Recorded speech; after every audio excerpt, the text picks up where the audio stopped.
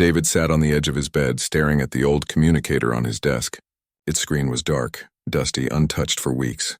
He ran a hand through his hair, feeling the weight in his chest grow heavier. Seraphine was gone. Not gone forever, not dead, but she had moved far beyond his reach. Her people had returned to the outer systems, too distant for casual calls, too occupied with their own war-torn rebuilding. The galaxy was vast, and in that vastness David felt very, very small. He remembered her voice, soft and glowing in his thoughts. "I will not forget you, human." He smiled at the memory, then felt the smile break into sadness. Words were easy to say. Distance, though, that was the true enemy. Every night David sat by the window of his station quarters and looked out into the endless scatter of stars. Somewhere out there, Seraphine drifted between suns, carrying passengers, guarding refugees, shining her light on others. She was alive. That was enough to be thankful for. But the human heart was greedy. It wanted more than knowledge. It wanted closeness, laughter, the warmth of presence. David had saved her once. She had saved him in return. Their bond had been something real, something that went beyond species, beyond logic. And now? Now it was a memory that hurt more than it healed. He tapped the communicator on his desk. The screen flickered weakly. He could try sending a message, but the delay between systems could take weeks, maybe months. By the time she answered, he would already be a different person, carrying different thoughts, and the moment would be lost. So he sat in silence. Silence was cruel. It let the mind wander, spinning questions with no answers. Did she miss him? Did she think of him at all? Or had he been just a passing light in her long, star-filled journey? The worst part was not knowing, but humans had a strange way of holding on. When the galaxy pressed down with its cold weight, humans still looked for cracks of light. David closed his eyes, letting himself breathe slowly. He thought of Seraphine's words during that final day together, when she had nearly given up. "You gave me hope." That memory struck something deep. Maybe distance could not erase that truth. Maybe what they shared was not so fragile after all. David stood, walked to the small balcony that overlooked the docking bays. Ships came and went, cargo freighters, patrol craft, civilian shuttles. Each one carried people who longed for someone, people who missed voices and faces far away. He wasn't alone in this feeling. Humans had always endured distance. They had crossed oceans on old Earth, then planets, and now stars. And always they had found ways to reconnect. Maybe he couldn't fly across the galaxy tomorrow. Maybe he couldn't hear her voice tonight. But he could hold on to that stubborn spark inside him, that refusal to let distance turn love into ashes. He leaned on the railing, looking at the stars until they blurred. "I'll find a way back to you, Seraphine," he whispered. The words were small, spoken only to the void, but they carried the fire of something unbreakable. Because humanity's strength was never just in machines or weapons. It was in their hearts, the way they refused to surrender to silence, the way they built bridges over impossible gaps. David returned inside, brushed the dust from his communicator, and powered it up. The screen lit weakly, but it was enough. He opened a blank message and began to type, slowly, carefully. "Hello, Seraphine. I don't know if this will reach you, but I wanted you to know. I still remember." His fingers trembled, but he pressed on. "And I still believe in us." The words weren't much, but they were a beginning, a thread cast into the dark, and that was how humans always started, small, uncertain, but with hope that could cross any distance. Seraphine drifted through the void, her great body glowing faintly against the endless dark. Around her, silence stretched, beautiful, eternal, but heavy. She carried refugees and traders, moved between star systems, and fulfilled her duty as a living vessel of her people. Yet inside she felt hollow. It was not the scars of battle that haunted her. Those wounds had healed with help from human hands. No, the emptiness came from something else. From someone, from David. She remembered his voice, his stubborn will, the way he refused to leave her even when she begged him to. He had stepped inside her when she was broken, and he had given her more than repairs. He had given her courage. Now he was light years away. Her people did not understand her restlessness. "Why think of the human?" they asked. "We live long lives. His kind burns bright but short. Let him fade." But she could not. To her, David was not just a fragile flame. He was a beacon, When she had been lost in despair, he had stood firm. When silence threatened, he had spoken hope. Humans were small, yes, but small did not mean weak. Small could still change the vast. Still, silence pressed on her heart. She thought of him as she drifted past nebulae, as she carried passengers who never knew her sorrow. Did he still remember her? Did he think of her at all? Or had she become nothing more than a story he once told? She longed to reach out, to send her voice through the stars, but distance was cruel. Messages crawled like insects across the dark, slow and uncertain, and she was afraid. Afraid that if she called, the silence that followed would hurt more than not trying at all. Seraphine dimmed her lights and floated in a quiet orbit around a barren moon. She closed her eyes, letting her mind wander back to the moment she last saw him. He had pressed his hands to her heart and whispered, "I won't leave you." But he had left, hadn't he? Not by choice, but by the demands of life. Humans could not live their days adrift among stars as she did. He had his station, his duties, his fragile human needs. She told herself she understood, yet understanding did not quiet the ache. Still, she was not without hope. For her kind, trust was rare. To open herself, to allow someone inside, this was not done lightly. But she had chosen David. And David had chosen her. That bond was real. Bonds like that did not shatter so easily. She stirred awake and looked at the stars. They seemed endless, cold. But she knew humans, fragile though they were, had crossed oceans of water, then oceans of space. They built bridges, sent signals, launched themselves into places they did not belong, simply because they refused to accept being apart. And if one human could stand against silence for her, perhaps she could stand against distance for him. Seraphine opened her inner console, the one David had touched with his clumsy human tools. She hesitated, her lights flickering softly. The vastness between them felt like a wall too high to climb, but humans had taught her something important. Walls are meant to be climbed. With trembling focus, she began composing a message.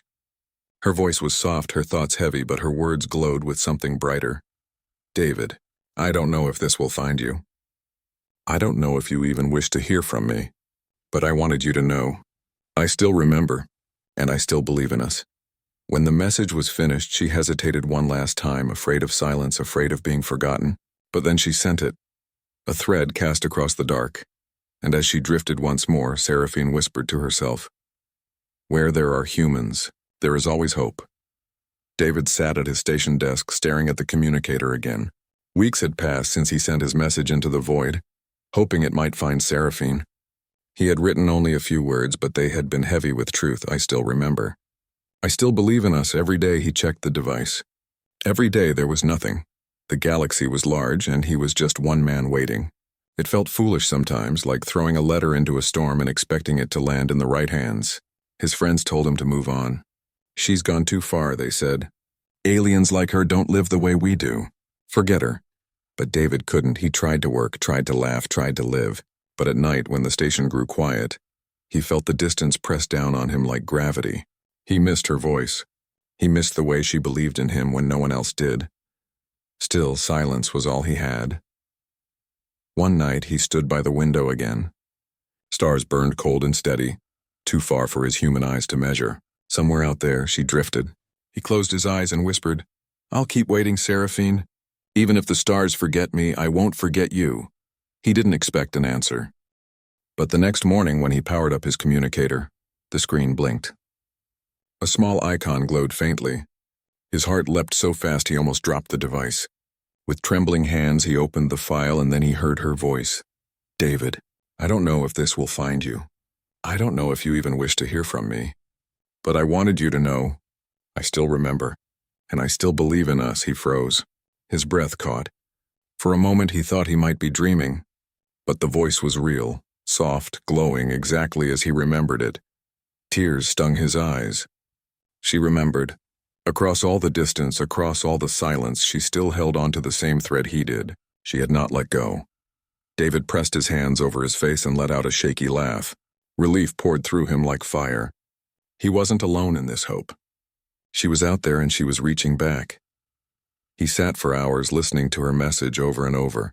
The words were short, simple, but to him they carried more weight than 100 promises. They told him that the bond between them had not been a dream. It had survived, and in that survival, He felt something stir inside him. Determination. Humans were good at waiting, but they were even better at finding ways forward. They crossed seas, deserts, skies. Not because it was easy, but because their hearts demanded it. Distance was cruel, yes. Silence was heavy. But he would not let them win. He opened a new message file. His fingers shook as he typed, but his words came strong and steady. Seraphine, your voice reached me. I never stopped thinking of you. I don't know how long this will take or how many stars stand between us, but I will not give up. Where there is distance, I will find a bridge. Where there is silence, I will speak. Because that is what humans do, and I will find my way back to you. When he finished, he sent it into the dark. He didn't know when she would hear it. But hope no longer felt like a fragile thread. It felt like a fire burning between them, carried across stars. David leaned back, staring at the endless sky through his window. You're not alone, Seraphine, he whispered. And neither am I. Because for humans, no matter how far someone moved away, no matter how long the silence lasted, there was always a way to reconnect. Always hope. Seraphine drifted in the quiet between stars. Her passengers had long since disembarked, leaving her alone in orbit around a silent world. She pulsed with soft light, but inside she felt dim. Days passed, then weeks. She had sent her message to David, her thoughts cast into the dark, but there was no answer. She told herself not to expect one. The galaxy was wide, and humans had short lives, busy lives. Perhaps her words would never find him, but still she waited. Every time she passed near a relay, she checked her systems for a signal. Each time, nothing. Hope flickered and fear whispered. What if he has forgotten? What if he has moved on? She closed her eyes and tried to focus on duty. She ferried merchants, guided explorers, and guarded the weak as best she could.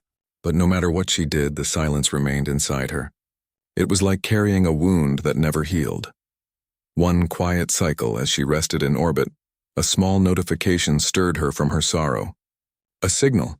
She nearly refused to look, afraid it was a false echo. But the signal pulsed again, stronger.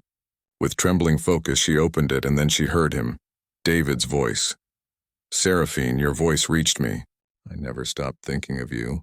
I don't know how long this will take or how many stars stand between us, but I will not give up.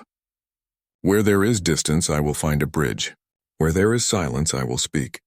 Because that is what humans do, and I will find my way back to you. Her whole body trembled. For a moment she dimmed her lights, overwhelmed, then they flared brighter than they had in months. His voice was steady, alive, carrying that stubborn human fire she had never understood but always admired. He remembered. He believed. She whispered to herself, David. The sound of his name filled her with warmth. Her people would call it foolish, clinging to a fragile creature on a faraway station. But Seraphine knew better. Humans were not fragile where it mattered. They were unyielding in heart. David's words were proof.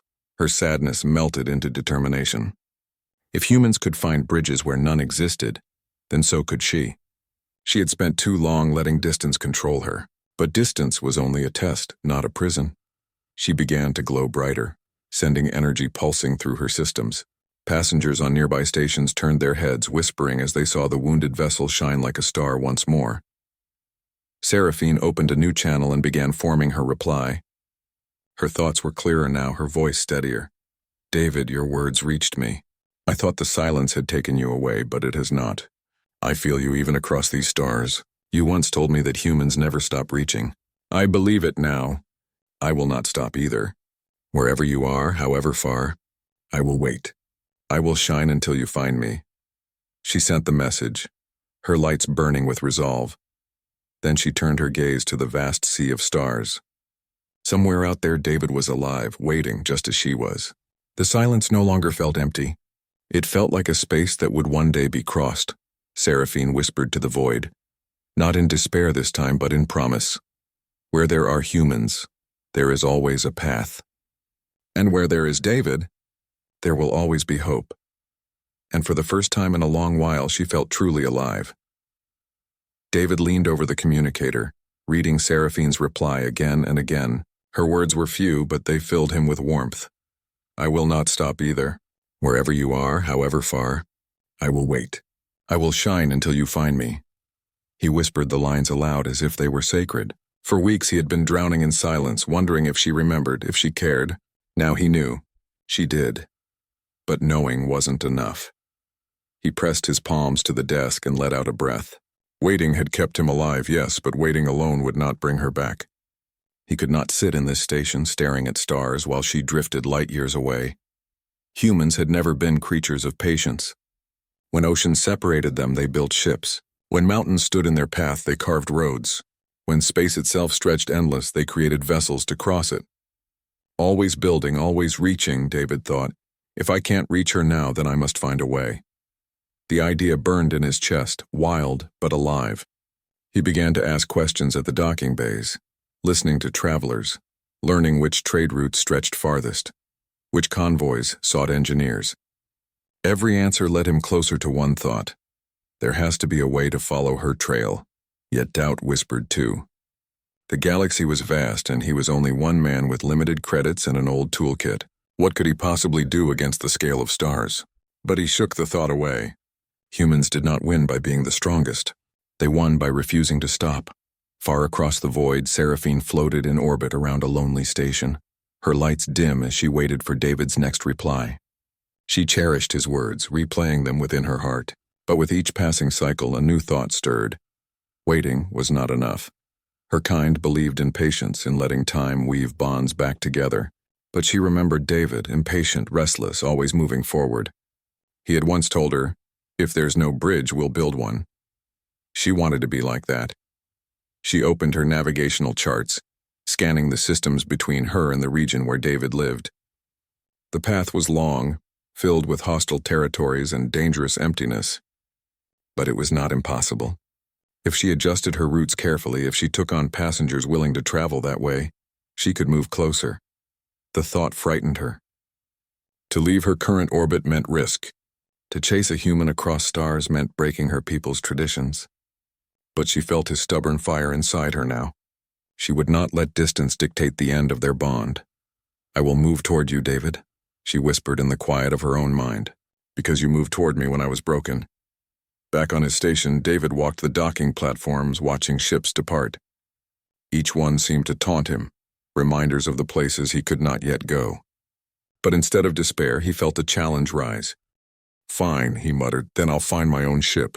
He did not know how, not yet. But humans had always started this way, with nothing but determination and a plan that wasn't finished. And somehow they made it work. That night he sent another message. "Seraphine, I can't sit still anymore. I don't know how yet, but I will find a way to cross the stars. Don't stop shining. Your light will guide me."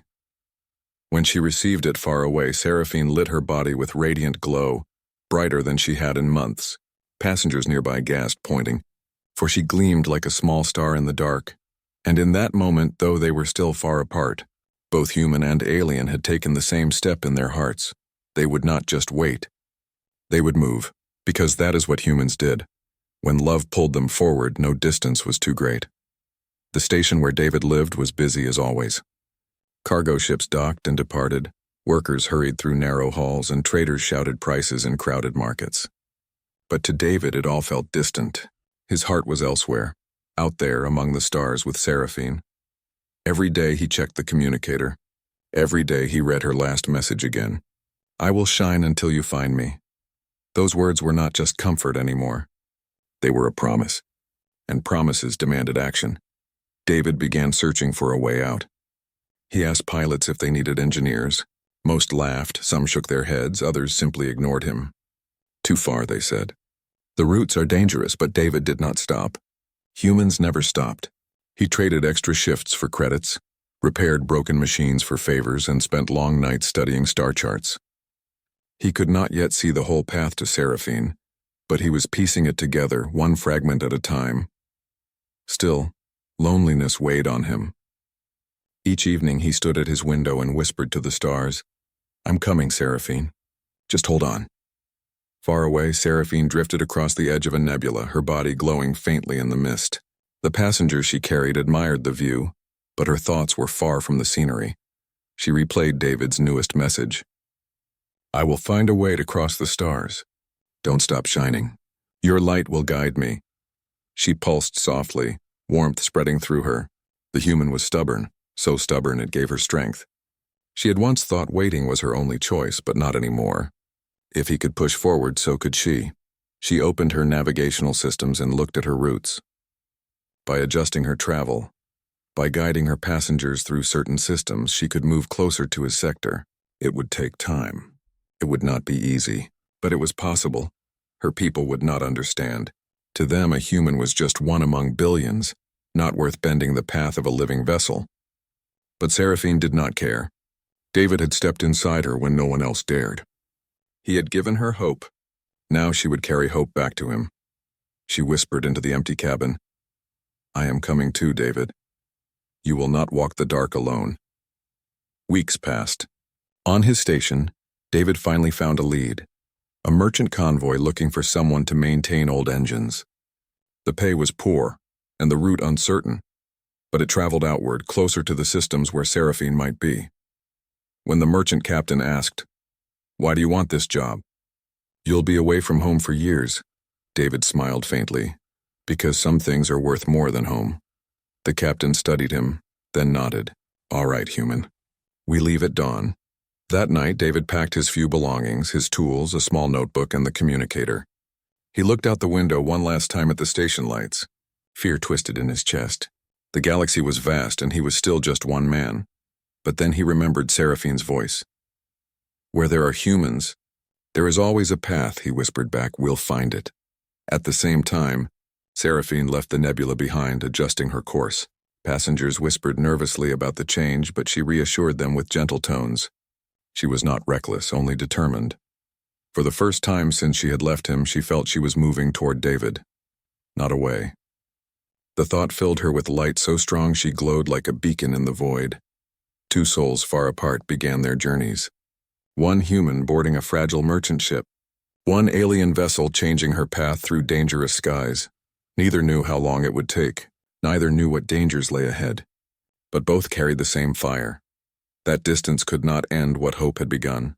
And that was the human way. When hearts reached for each other, no star was too far.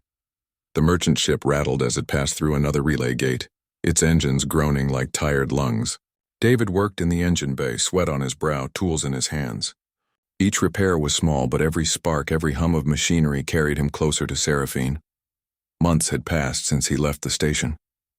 He had crossed systems he never imagined seeing, slept in cold bunks and eaten stale rations. Some nights fear whispered that he was chasing a dream too far away, but then he would replay Seraphine's message.